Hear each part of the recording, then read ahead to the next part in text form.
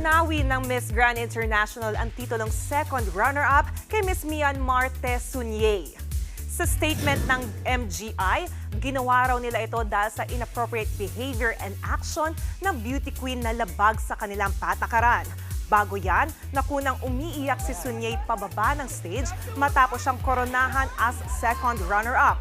Kinuha rin ang corona at sash niya ng kanyang national director at saka isinauli sa staff ng pageant. Aminado naman si Sunye sa isang live stream na kaya binalik nila ang kanyang corona ay dahil hindi siya ang nanalo.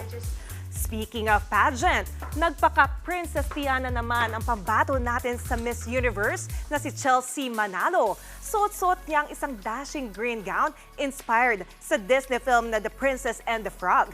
Gaganapin sa November 17 sa Mexico ang 2024 Miss Universe.